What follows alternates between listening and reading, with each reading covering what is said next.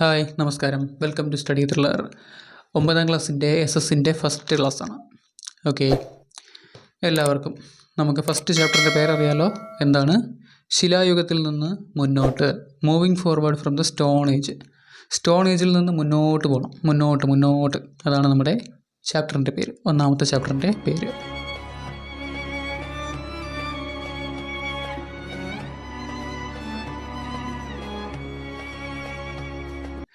ശിലായുഗം എന്താണെന്നൊക്കെ കഴിഞ്ഞ ക്ലാസ്സുകളിലൊക്കെ നിങ്ങൾ പഠിച്ചിട്ടുണ്ട്. 5ലും 6ലും 7ലും 8ലും ഒക്കെ ആയിട്ട് സ്റ്റോൺ ഏജ് എന്താണെന്ന്, സ്റ്റോൺ ഏജ്, മെറ്റൽ ഏജ്, ഇതൊക്കെ നിങ്ങൾ പഠിച്ചിട്ടുണ്ട്.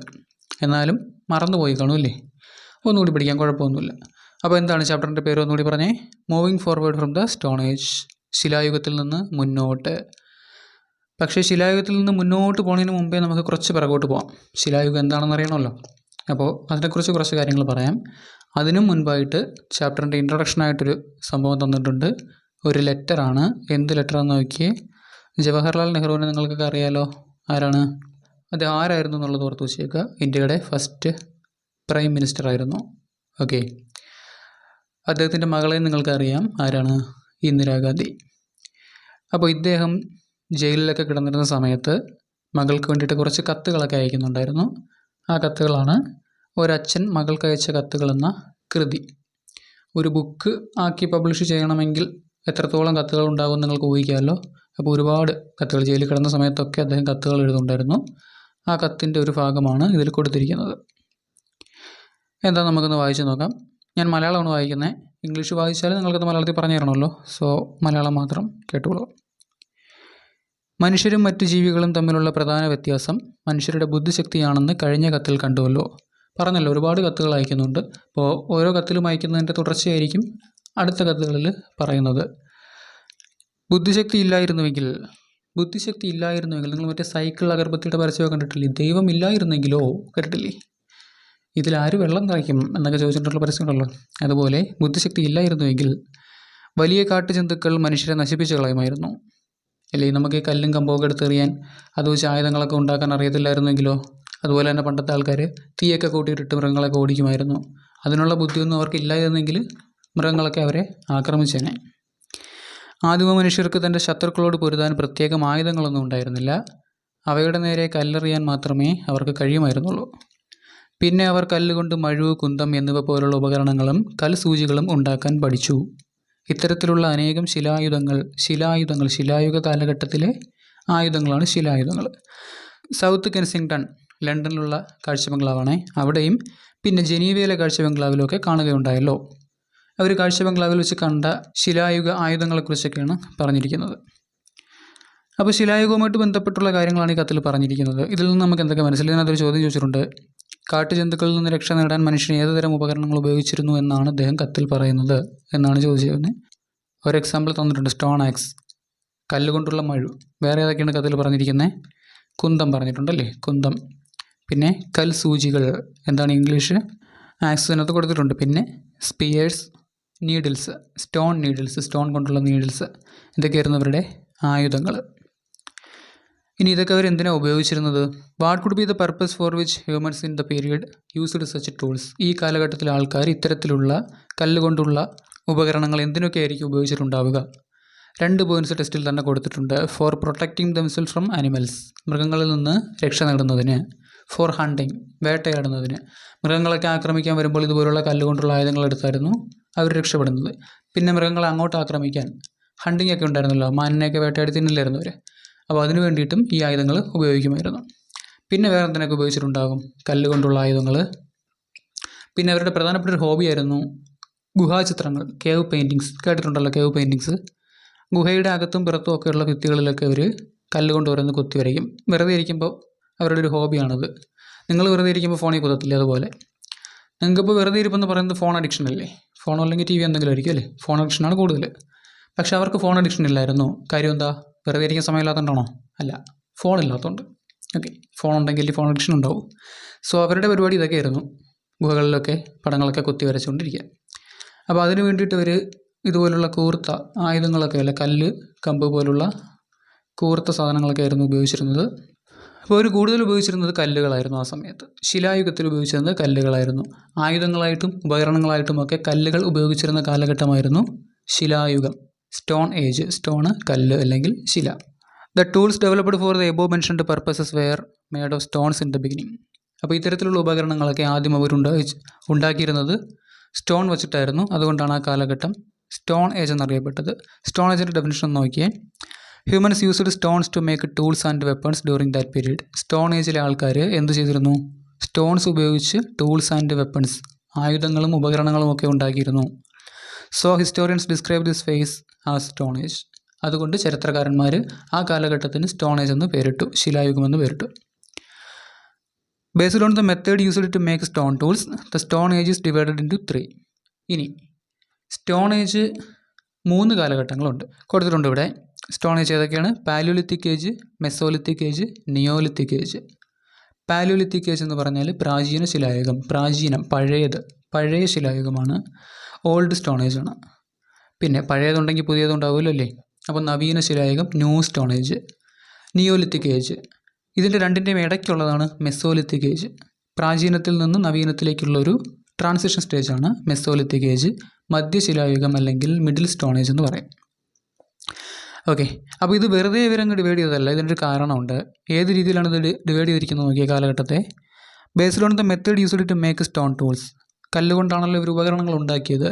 അപ്പോൾ ഉപകരണങ്ങൾ ഏത് രീതിയിൽ ഉണ്ടാക്കി, എങ്ങനെ ഉപയോഗിച്ചു എന്നതിനെ അടിസ്ഥാനമാക്കിയിട്ടാണ് ഈ 3 കാലഘട്ടങ്ങളായിട്ട് സ്റ്റോൺ ഏജിനെ ചരിത്രകാരന്മാർ തിരിച്ചിരിക്കുന്നത്.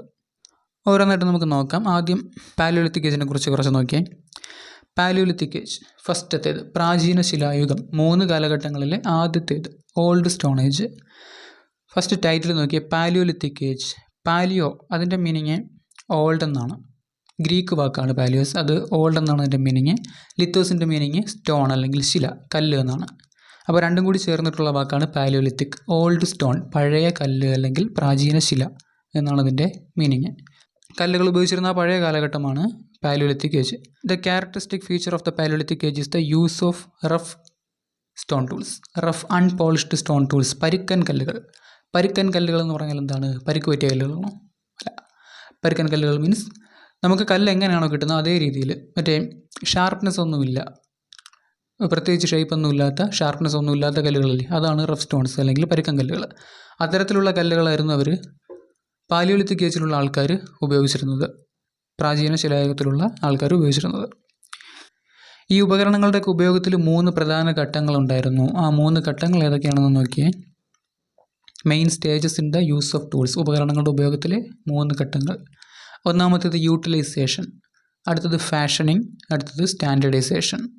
യൂട്ടിലൈസേഷൻ എന്ന് പറഞ്ഞാൽ മലയാളത്തിൽ പ്രയോജനപ്പെടുത്തൽ, രൂപമാറ്റം വരുത്തലാണ് ഫാഷനിങ്. അടുത്തത് സ്റ്റാൻഡേർഡൈസേഷൻ, ക്രമവൽക്കരണം. ഇത് 3 എന്താണെന്ന് നോക്കിയേ. ഫസ്റ്റ് പറഞ്ഞെന്താണ്? യൂട്ടിലൈസേഷൻ, പ്രയോജനപ്പെടുത്തൽ. അതെന്താണ്? A method of using available stones without changing there shape. ലഭ്യമായ കല്ലുകളെ രൂപമാറ്റം വരുത്താതെ തന്നെ ഉപയോഗിക്കുന്ന രീതി. കല്ല് നമുക്ക് എങ്ങനെയാണോ കിട്ടുന്നത് അതേ രീതിയിൽ, ഒരു ചേഞ്ചും വരുത്താതെ അതുപോലെ ഉപയോഗിക്കുന്ന രീതിയാണ് യൂട്ടിലൈസേഷൻ അഥവാ പ്രയോജനപ്പെടുത്തൽ. അടുത്ത രണ്ടാമത്തേത് fashioning. The method of using available stones by changing the shape according to the need. ലഭ്യമായ കല്ലുകളെ ആവശ്യാനുസരണം രൂപമാറ്റം വരുത്തി ഉപയോഗിക്കുന്ന രീതി. കല്ല് നമുക്ക് കിട്ടി, പക്ഷേ നമ്മുടെ ആവശ്യം എന്താണോ അതനുസരിച്ച് അതിനകത്ത് ചെറിയൊരു മാറ്റങ്ങൾ വരുത്തും. അങ്ങനെ മാറ്റങ്ങൾ വരുത്തി ഉപയോഗിക്കുന്നതാണ് ഫാഷനിങ് അഥവാ രൂപമാറ്റം വരുത്തൽ. അടുത്ത മൂന്നാമത്തേതാണ് സ്റ്റാൻഡേർഡൈസേഷൻ, ക്രമവൽക്കരണം. അതെന്താണെന്ന് നോക്കി. The method of making specific tools for each purpose. ഓരോ ആവശ്യത്തിനും പ്രത്യേകതരം ഉപകരണങ്ങൾ നിർമ്മിക്കുന്ന രീതിയാണ് സ്റ്റാൻഡേർഡൈസേഷൻ. അവരുടെ ആവശ്യം എന്താണോ അതനുസരിച്ചിട്ട് അവരുടെ ഉപകരണങ്ങൾ എങ്ങനെ വേണമെന്ന് അവർ തന്നെ തീരുമാനിച്ചിട്ട് ആ രൂപത്തിലിട്ട് മാറ്റിയെടുക്കുന്ന പരിപാടി. ഇത്രയുമാണ് 3 കാര്യങ്ങൾ: പ്രയോജനപ്പെടുത്തൽ, രൂപമാറ്റം വരുത്തൽ, ക്രമവൽക്കരണം. Utilisation, fashioning and standardisation. ഇത്രയുമാണ് ഉപകരണങ്ങളുടെ ഉപയോഗത്തിലെ 3 ഘട്ടങ്ങൾ. പ്രാചീന ശിലായുഗത്തിലെ വിവിധ ഘട്ടങ്ങളിൽ ആദിമ മനുഷ്യർ ഉപയോഗിച്ച വ്യത്യസ്ത ഉപകരണങ്ങളുടെ ചിത്രങ്ങളാണ് ചുവടെ തന്നിരിക്കുന്നത്. നോക്കിയേ, നമ്മുടെ കല്ലുകൾ, അന്ന് അവർ ഉപയോഗിച്ചിരുന്ന കല്ലുകളൊക്കെ കുറച്ച് കൊടുത്തിട്ടുണ്ട്. ഓരോന്നിൻ്റെയും പടം കണ്ടോ? ഓരോന്നിനും ഡിഫറൻസ് ഉണ്ടോ? ഒരു ക്വാളിറ്റിക്കൊന്നുമല്ല. പ്രാചീന ശിലായുഗത്തിൻ്റെ അവസാന ഘട്ടത്തിൽ ശിലകൾ കൊണ്ട് നിർമ്മിച്ച ഉപകരണങ്ങൾക്ക് പുറമെ അസ്ഥികൾ കൊണ്ട് നിർമ്മിച്ച ഉപകരണങ്ങളും മനുഷ്യൻ ഉപയോഗിച്ചിരുന്നു. അസ്ഥികൾ ഉപയോഗിച്ചിരുന്നു കേട്ടോ. Towards end of palaeolithic period humans used tools made of bones in addition to stone tools. കല്ലുകൊണ്ടുള്ള ഉപകരണങ്ങളെ കൂടാതെ അസ്ഥികൾ കൊണ്ടുള്ള ഉപകരണങ്ങൾ, ബോൺസ് ഉപയോഗിച്ചുകൊണ്ടുള്ള ഉപകരണങ്ങളും അവർ ഉപയോഗിക്കുന്നുണ്ടായിരുന്നു. അതിൻ്റെ പിക്ചേഴ്സും ഇതിനകത്ത് തന്നിട്ടുണ്ട്. ഇനി ബോക്സിലൊരു കാര്യം കൊടുത്തിട്ടുണ്ടോ? കോർ ആൻഡ് ഫ്ലെക്സ്, മാതൃശിലകളും കൽച്ചിലുകളും. ഒരു കഷ്ണം കല്ലിനെ 2ഓ അതിലധികമോ കഷ്ണങ്ങളായി പൊട്ടിക്കുമ്പോൾ അതിൽ ഏറ്റവും വലിയ കഷ്ണത്തെ മാതൃശില എന്നും ചെറിയ കഷ്ണങ്ങളെ കൽച്ചീളുകളെന്നും വിളിക്കുന്നു. വലിയൊരു കഷ്ണം കല്ലിനെ 2ഓ അതിലധികമോ കഷ്ണങ്ങളായിട്ട് അവർ മുറിക്കുമ്പോൾ ഒരു വലിയ പീസും കാണും, വേറെ കുറേ ചെറിയ പീസുകളും കാണും. അതിൽ വലിയ പീസിനെയാണ് എന്ത് വിളിക്കുന്നത്? മാതൃശില അല്ലെങ്കിൽ കോർ എന്ന് വിളിക്കുന്നത്. ചെറിയ പീസുകളെ കൽച്ചീളുകളെന്ന് വിളിക്കും, ഫ്ലേക്സ് എന്നും വിളിക്കും. മാതൃശില കൊണ്ട് നിർമ്മിക്കുന്ന ഉപകരണങ്ങൾ, ഈ വലിയ പീസ് കൊണ്ട് നിർമ്മിക്കുന്ന ഉപകരണങ്ങളെ മാതൃശില ഉപകരണങ്ങളെന്നും ചെറിയ പീസുകൾ കൊണ്ട് നിർമ്മിക്കുന്ന ഉപകരണങ്ങളെ കൽച്ചീൾ ഉപകരണങ്ങളെന്നും വിളിക്കുന്നു. അത്രയേ ഉള്ളൂ. ഇനി ആദിമ മനുഷ്യരുടെ കുറച്ച് ആർട്ട് വർക്കുകളൊക്കെ അതിനകത്ത് കൊടുത്തിട്ടുണ്ട്. പല രാജ്യങ്ങളിൽ നിന്നായിട്ട് കിട്ടിയ ഗുഹാചിത്രങ്ങളും എല്ലുകൾ കൊണ്ടും കല്ലുകൾ കൊണ്ടും ഒക്കെ നിർമ്മിച്ച പല സാധനങ്ങളൊക്കെയാണ് പടത്തിൽ കൊടുത്തിരിക്കുന്നത്. കണ്ടോ, അവരത്ര കുറഞ്ഞ പുള്ളികളൊന്നും അല്ലായിരുന്നു, അവർ ഇത്രയും കാര്യങ്ങളൊക്കെ ചെയ്യുമായിരുന്നു കേട്ടോ. ഇങ്ങനെയുള്ള ആർട്ടിസ്റ്റിക് സ്കിൽസുകൾ, കലാപരമായ കഴിവുകളൊക്കെ അവർക്കുണ്ടായിരുന്നു. അപ്പോൾ പാലിയോലിത്തിക് ഏജിൻ്റെ പ്രധാനപ്പെട്ട പ്രത്യേകതകൾ എന്തൊക്കെയായിരുന്നു നോക്കിയേ. യൂസ്ഡ് റഫ് സ്റ്റോൺ ടൂൾസ്, പരുക്കൻ കല്ലുപകരണങ്ങൾ ഉപയോഗിച്ചിരുന്നു. പിന്നെന്ത് ചെയ്തിരുന്നു? Lived in caves and open spaces, ഗുഹകളിലും തുറസായ സ്ഥലങ്ങളിലും അവർ ജീവിച്ചിരുന്നു, താമസിച്ചിരുന്നു. Hunting and gathering were the means of livelihood, വേട്ടയാടലും ശേഖരണവുമായിരുന്നു അവരുടെ പ്രധാനപ്പെട്ട ഉപജീവന മാർഗ്ഗങ്ങൾ. വേട്ടയാടുക, കയ്യിൽ കിട്ടുന്നതൊക്കെ സൂക്ഷിച്ച് ശേഖരിച്ച് വയ്ക്കുക, പിന്നീട് ഉപയോഗിക്കുക, അതൊക്കെ. പിന്നെ bands were the basic unit of society, സമൂഹത്തിൻ്റെ ബേസിക് യൂണിറ്റ് എന്ന് പറയുന്നത് ബാൻഡുകളായിരുന്നു, പറ്റങ്ങളായിരുന്നു. അതെന്താണെന്ന് നോക്കിയേ. 100-ൽ താഴെ അംഗങ്ങൾ ഉൾപ്പെടുന്ന ചെറു സമൂഹങ്ങളെയാണ് ബാൻഡുകൾ എന്ന് വിളിച്ചിരുന്നത്. രക്തബന്ധമാണ് ബാൻഡിലെ അംഗങ്ങളെ പരസ്പരം ബന്ധിച്ചിരിക്കുന്നത്. അപ്പോൾ പരസ്പരം രക്തബന്ധമുള്ള 100-ൽ താഴെയുള്ള അംഗങ്ങളെ പറഞ്ഞിരുന്ന പേരാണ് ബാൻഡുകൾ. അതായിരുന്നു സമൂഹത്തിൻ്റെ അടിസ്ഥാന ഘടകം. അടുത്തത് men were engaged in hunting and women in gathering, പുരുഷന്മാർ വേട്ടയാടലിലും സ്ത്രീകൾ ശേഖരണത്തിലും ഏർപ്പെട്ടിരുന്നു. ഫുഡ് വാസ് നോട്ട് സ്റ്റോർഡ്, ഭക്ഷണം സൂക്ഷിച്ച് വയ്ക്കുന്ന പരിപാടിയൊന്നും അവർക്കില്ല, സംഭരിച്ച് വയ്ക്കുന്നില്ല, അപ്പോഴും കിട്ടുന്നത് അപ്പോഴേ തിന്നു തീർക്കുക, അതായിരുന്നു അവരുടെ പരിപാടി. നൊമാഡിക് ലൈഫ് പ്രിവെയിൽഡ്, നാടോടി ജീവിതമാണ് നിലനിന്നിരുന്നത്. എന്താണ് നൊമാഡിക് ലൈഫ്, നാടോടി ജീവിതം? ഇവർക്ക് സ്ഥിര താമസമൊന്നുമില്ല. ഒരു സ്ഥലത്ത് നിന്നിട്ട് പിന്നെ മറ്റൊരു സ്ഥലത്തേക്ക് പോവുക, അവിടെ നിന്ന് മറ്റൊരു സ്ഥലത്തേക്ക് പോവുക, അങ്ങനെ മാറി മാറി താമസിക്കുന്ന ആൾക്കാരായിരുന്നു അന്നുണ്ടായിരുന്നു. അതാണ് നാടോടി ജീവിതം അഥവാ നൊമാഡിക് ലൈഫ്, അതായിരുന്നു അന്ന് ഉണ്ടായിരുന്നത്. അപ്പോൾ ഇതൊക്കെയാണ് നമ്മുടെ പ്രാചീന ശിലായുഗത്തിൻ്റെ പ്രത്യേകതകൾ. ഇനി നമുക്ക് മെസോലിത്തിക് ഏജ് പഠിക്കാനുണ്ട്, നിയോലിത്തിക് ഏജ് പഠിക്കാനുണ്ട്. അതൊക്കെ അടുത്ത ക്ലാസ്സുകളിൽ നമുക്ക് പഠിക്കാം. സോ പ്രാചീന ശിലായുഗം നന്നായിട്ട് വായിച്ച് പഠിച്ചു വയ്ക്കുക. ഓക്കെ.